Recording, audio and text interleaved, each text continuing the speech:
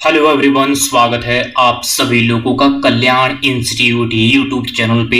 इस चैनल के माध्यम से हम यूजीसी नेट जेआरएफ पेपर 1 के संदर्भ में संपूर्ण पाठ्यक्रम का विश्लेषण कर रहे हैं, वो भी यूनिट वाइज कर रहे हैं। और आज हम इस वीडियो के अंतर्गत कंप्यूटर के प्रकार के बारे में जानेंगे, जिसमें कि हम पीढ़ी के आधार पर यानी कि जनरेशन के आधार पर कंप्यूटर के प्रकारों को एक एक करके बड़े ही विस्तार पूर्वक समझने का प्रयास करेंगे। तो आप हमारे साथ इस वीडियो में अंत तक जरूर बने रहिएगा।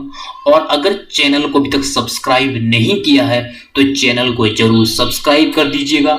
और अगर आप हमारे चैनल के माध्यम से यूजीसी नेट जेआरएफ पेपर 1 के संपूर्ण पाठ्यक्रम का विश्लेषण एक साथ देखना चाहते हैं तो आप हमारे चैनल के प्लेलिस्ट में जाकर के, जो वहां पे यूजीसी नेट जेआरएफ पेपर 1 करके प्लेलिस्ट बनी होगी, तो वहां से आप यूनिट वाइज अपने पाठ्यक्रम को कंप्लीट कर सकते हैं। और यदि आप हमें फीडबैक देना चाहते हैं, वो चाहे इस वीडियो के संदर्भ में हो, वो चाहे अन्य वीडियो में कंप्लीट कराए गए जो अलग अलग जो टॉपिक है उन टॉपिकों के संदर्भ में हो, तो आप हमें फीडबैक जरूर दीजिएगा। वो चाहे स्ट्रॉन्ग से स्ट्रॉन्ग फीडबैक क्यों ना हो, वो चाहे हमारी टीचिंग स्टाइल को लेकर के हो, वो चाहे हमारी भाषा शैली को लेकर के हो, वो चाहे हमारे कंटेंट को लेकर के क्यों ना हो, वो चाहे किसी भी तरह का स्ट्रॉन्ग से स्ट्रॉन्ग फीडबैक क्यों ना हो, तो आप हमें फीडबैक जरूर दीजिएगा। क्योंकि आपका फीडबैक हमारे लिए बहुत ज़्यादा इम्पोर्टेंट है, क्योंकि हम आपके फीडबैक पे जरूर अमल करते हैं ताकि हम आपके लिए बेहतर से बेहतर कंटेंट को प्रोवाइड कर सके। तो हमें आप फीडबैक जरूर दीजिएगा। और यदि आप किसी भी टॉपिक पे अलग से डिटेल में वीडियो चाहते हैं तो आप कमेंट करके हमें बता दीजिए कि किस टॉपिक पे आपको अलग से डिटेल में वीडियो चाहिए, तो हम आपको उस टॉपिक पे डिटेल में वीडियो प्रोवाइड करेंगे। तो हमें आप कमेंट करके जरूर बताइएगा। और इस वीडियो के डिस्क्रिप्शन में हमने टेलीग्राम ग्रुप का लिंक दिया हुआ है, उस टेलीग्राम ग्रुप से आप जरूर जुड़िएगा। उस टेलीग्राम ग्रुप के माध्यम से हम आपको जो हमारे नोट्स है वो नोट्स आपको प्रोवाइड करेंगे, तो उस टेलीग्राम ग्रुप से जरूर जुड़िएगा। और आज की इस वीडियो के अंतर्गत संपूर्ण वीडियो में हम कंप्यूटर के प्रकार के बारे में बात करेंगे, जिसमें कि हम जनरेशन के आधार पर जो कंप्यूटर के जो प्रकार है उन सभी प्रकारों को एक एक करके बड़े ही विस्तार पूर्वक समझेंगे। जो ये कंप्यूटर के जो प्रकार है, ये कंप्यूटर के प्रकार काफी इंपॉर्टेंट है। वो चाहे यूजीसी नेट जेआरएफ के संदर्भ में देखा जाए, या पीएचडी एंट्रेंस एग्जाम के संदर्भ में, या अलग अलग स्टेट में कराए जाते हैं जो सेट एग्जाम होते हैं, सेट एग्जाम के संदर्भ में भी इससे क्वेश्चन जरूर पूछे जाते हैं। तो ये काफी इंपॉर्टेंट है। आज की जो ये वीडियो है, आज का जो ये टॉपिक है, ये काफी इंपॉर्टेंट है। यहाँ से हर बार क्वेश्चन पूछे जाते हैं। यहाँ पे हम पीढ़ी के आधार पर जो कंप्यूटर के प्रकारों को देखेंगे, वो हम 5 आधारों पे यहाँ पे देखते हैं। जो पीढ़ी के आधार पर जो कंप्यूटर के प्रकार है वो 5 प्रकार के होते हैं। इन 5 प्रकारों को हम एक एक करके बड़ी ही विस्तार पूर्वक बारी बारी से समझ लेते हैं, जिसमें कि सबसे पहले है प्रथम पीढ़ी यानी कि फर्स्ट जनरेशन। जो फर्स्ट जनरेशन के जो कंप्यूटर है ये 1942 से 1959 तक थे। किस तरह से? इस जनरेशन के कंप्यूटर में 1946 में पेनिसिल्वेनिया विश्वविद्यालय की प्रोफेसर इरकट और जॉन ने प्रथम डिजिटल कंप्यूटर का निर्माण किया। जो फर्स्ट जनरेशन के जो कंप्यूटर थे, इस समय किस तरह से 1946 में जो पेनिसिल्वेनिया विश्वविद्यालय की प्रोफेसर थे इरकट और जॉन, इन्होंने प्रथम डिजिटल कंप्यूटर का निर्माण किया। यहां से कंप्यूटर की शुरुआत होती है। किस तरह से यहां से कंप्यूटर का डेवलपमेंट होता है। और प्रथम जनरेशन के कंप्यूटर में वैक्यूम ट्यूब का प्रयोग किया गया। इसमें किस तरह से मशीन का नाम जिसमें वैक्यूम ट्यूब का प्रयोग किया गया। इसमें मशीन का नाम दिया गया electronic numerical integrator and computer नाम दिया गया इसका, जिसमें वैक्यूम ट्यूब का प्रयोग किया गया। तो इस तरह से जब ये प्रथम जनरेशन में यहाँ पे वैक्यूम ट्यूब का प्रयोग किया गया, इस दौरान इन कंप्यूटर में किस तरह से इसको चलाने के लिए बहुत सारी विद्युत ऊर्जा की आवश्यकता होती थी, क्योंकि जब यहाँ से प्रथम जनरेशन में कंप्यूटर के निर्माण की शुरुआत हुई, जिसमें कि 1946 में सबसे पहले पेनिसिल्वेनिया विश्वविद्यालय की जो प्रोफेसर है इरकट और जॉन ने, इन्होंने सबसे पहले डिजिटल कंप्यूटर का निर्माण किया, जिसमें वैक्यूम ट्यूब का प्रयोग किया गया। और इस मशीन का नाम यानी कि इस कंप्यूटर का नाम electronic numerical integrator and computer नाम दिया गया। और इसको चलाने में बहुत सारी विद्युत ऊर्जा की आवश्यकता होती थी। तो इस तरह से जो प्रथम जनरेशन के कंप्यूटर है वो इस तरह से यहाँ पे इनका डेवलपमेंट हुआ। और अगला है सेकंड जनरेशन। सेकंड जनरेशन ये 1959 से 1965 तक ये कंप्यूटर थे। इसमें वैक्यूम ट्यूब के स्थान पर ट्रांजिस्टर का प्रयोग किया गया, जिसके फलस्वरूप मशीन का आकार कम यानी कि छोटा हो गया। जो प्रथम जनरेशन के कंप्यूटर थे इसमें वैक्यूम ट्यूब का प्रयोग किया गया था और जिसको चलाने में यहाँ पे बहुत सारी विद्युत ऊर्जा की आवश्यकता होती थी। और जो सेकेंड जनरेशन के कंप्यूटर है इसमें किस तरह से वैक्यूम ट्यूब के स्थान पर यहाँ पे ट्रांजिस्टर का प्रयोग किया गया और जिसके फलस्वरूप जो मशीन का आकार है वो यहाँ पे थोड़ा छोटा हो गया। वो किस वजह से? ट्रांजिस्टर के प्रयोग की वजह से। और यह कंप्यूटर अधिक ऊर्जा दक्ष और तीव्र एवं अधिक विश्वसनीय था। यानी कि जब सेकेंड जनरेशन में ट्रांजिस्टर का प्रयोग किया गया तो इसमें किस तरह से ये कंप्यूटर अधिक ऊर्जा दक्ष और तीव्र एवं अधिक विश्वसनीय था। ये किस तरह से बड़ी फास्ट तरीके से काम करता था और ये अपेक्षाकृत किसकी अपेक्षा में? प्रथम जनरेशन के जो कंप्यूटर थे उनकी अपेक्षा ये अधिक विश्वसनीय था। तो इस तरह से इन कंप्यूटर में जो ट्रांजिस्टर का प्रयोग किया गया वो यहाँ पे सेकेंड जनरेशन में काफी इंपॉर्टेंट है। और सेकेंड जनरेशन में कंप्यूटर में मशीन भाषा के स्थान पर प्रोग्रामिंग के लिए असेंबली भाषा का प्रयोग होने लगा, जिसे कठिन बाइनरी कोड की जगह संक्षिप्त प्रोग्रामिंग कोड में इसे लिखा जाने लगा। यानी कि जो सेकेंड जनरेशन की जो कंप्यूटर है इसमें मशीन भाषा के स्थान पर प्रोग्रामिंग के लिए असेंबली भाषा का इसमें प्रयोग किया जाने लगा और जिसमें कठिन बाइनरी कोड की जगह यहाँ पे संक्षिप्त प्रोग्रामिंग कोड लिखे जाने लगे।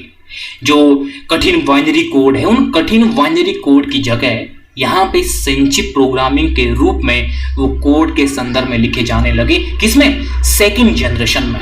तो इस तरह से ये सेकंड जनरेशन के कंप्यूटर है। इसमें याद रखने योग्य बात यह है कि यहाँ पे वैक्यूम ट्यूब के स्थान पर ट्रांजिस्टर का प्रयोग किया जाने लगा, जिसके फलस्वरूप जो मशीन का आकार है वो छोटा हो गया।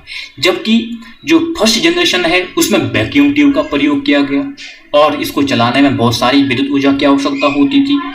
और जो थर्ड जनरेशन के जो कंप्यूटर है, थर्ड जनरेशन के कंप्यूटर 1965 से 1975 तक ये कंप्यूटर थे। और इसमें किस तरह से 1958 में जैक कीले ने इंटीग्रेटेड सर्किट का इसमें निर्माण किया, जिसे वैज्ञानिकों ने कंप्यूटर के मल्टीपल घटकों को एकल चिप में समाहित किया गया, जिसे सेमीकंडक्टर कहा गया। यह सबसे इंपॉर्टेंट है थर्ड जनरेशन के कंप्यूटर में कि किस तरह से सबसे पहले 1958 में जैक कीले ने इंटीग्रेटेड सर्किट का निर्माण किया, यानी कि आईसी का निर्माण किया। इसमें किस तरह से वैज्ञानिकों ने यहाँ पे जो मल्टीपल घटक है कंप्यूटर के, उन मल्टीपल घटकों को एकल चिप में यहाँ पे समाहित किया और जिसको नाम दिया गया सेमीकंडक्टर। और इसमें जो कंप्यूटर का आकार है वो छोटा हो गया, यानी कि जो कंप्यूटर का आकार पहले बड़ा था वो यहाँ पे थर्ड जनरेशन में छोटा हो गया, और जबकि गति और तीव्र हो गई, कार्य करने की जो गति है वो तीव्र हो गई। किसके किसके फलस्वरूप? इंटीग्रेटेड सर्किट के निर्माण की वजह से। और इंटीग्रेटेड सर्किट का निर्माण 1958 में जैक केले ने किया। तो इस तरह से थर्ड जनरेशन के कंप्यूटर में सबसे इंपॉर्टेंट यही रहेगा कि इसमें इंटीग्रेटेड सर्किट का निर्माण किया गया, और जिसमें क्या था, इसमें यह था कि जो कंप्यूटर के जो मल्टीपल जो घटक है उन मल्टीपल घटकों को एकल चिप में समाहित किया गया, जिसे सेमीकंडक्टर नाम दिया गया। और इसमें क्या क्या है, किस तरह से जो कंप्यूटर है, कंप्यूटर का आकार छोटा हो गया और इसकी कार्य करने की जो गति है वो अधिक तीव्र हो गई। तो इस तरह से ये थर्ड जनरेशन के कंप्यूटर थे। अब हम फोर्थ जनरेशन के जो कंप्यूटर है उनको देख लेते हैं। फोर्थ जनरेशन के कंप्यूटर 1975 से 1988 तक थे, यानी कि जो चतुर्थ पीढ़ी के जो कंप्यूटर है ये 1975 से 1988 तक थे। और इसमें किस तरह से 1971 में बहुत अधिक मात्रा में सर्किट को एकल चिप में यहाँ पे समाहित किया गया। इसमें फोर्थ जनरेशन में जो बहुत अधिक मात्रा में जो सर्किट थे उन सर्किट को यहाँ पे एकल चिप में समाहित किया गया। और यहाँ पे फोर्थ जनरेशन में वेरी लार्ज स्केल इंटीग्रेशन और अल्ट्रा लार्ज स्केल इंटीग्रेशन के आविष्कार से प्रोसेस के आकार में कमी आई और कार्य करने की क्षमता में काफी वृद्धि हुई। यानी कि जो यहाँ पे फोर्थ जनरेशन में वेरी लार्ज स्केल इंटीग्रेशन और अल्ट्रा लार्ज स्केल इंटीग्रेशन के आविष्कार के फलस्वरूप जो कंप्यूटर के प्रोसेस के आकार में यहाँ पे कमी आ जाती है।